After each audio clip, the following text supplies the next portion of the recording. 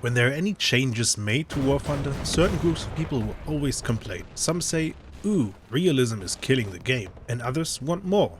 Gaijin has to walk a very thin edge between these two, so as to not overly aggravate anyone. Sometimes both groups of people even agree on certain changes, like a couple of days ago when Gaijin tried to make traction more realistic, but instead covered the whole map in soap, making tanks slide left and right. Most of the time, however, they have very opposite views of how the game should be run. Just as a quick disclaimer here, I personally enjoy realism for the sake of immersion, because that's what I enjoy. But I think it's important to see that both sides make points that seem logical, and with many things, the extremes on both sides are oftentimes very low IQ takes.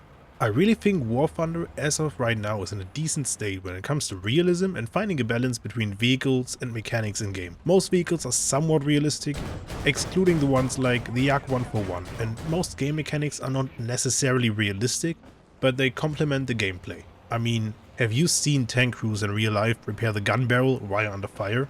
I don't think so, or how on World War II tanks the anti-aircraft machine guns on top of some tanks can be fired without the commander coming out of his hedge, exposing himself. Those are all fine mechanics and I think almost everyone agrees. However, do we really need all the realism? Drones are an important factor in how modern wars are fought.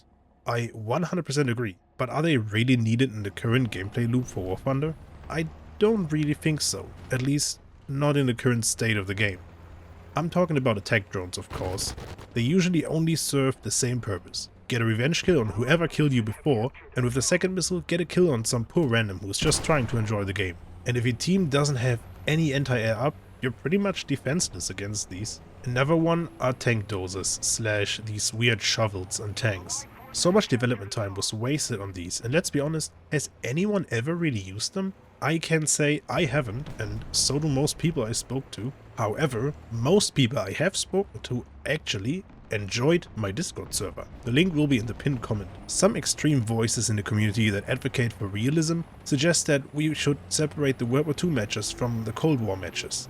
And I think that's a pretty wild approach, because these people only seem to care about the buffs of their favorite vehicles, while completely disregarding the health of the entire game. Now tell me, what makes fighting a mouse in a T-34-85 or a Sherman exactly fair? Or why would anyone want an ASU-57 to fight Centurions? There are too many cases where separation by time is just not feasible. On the other hand, I don't think we should sacrifice every bit of realism for gameplay.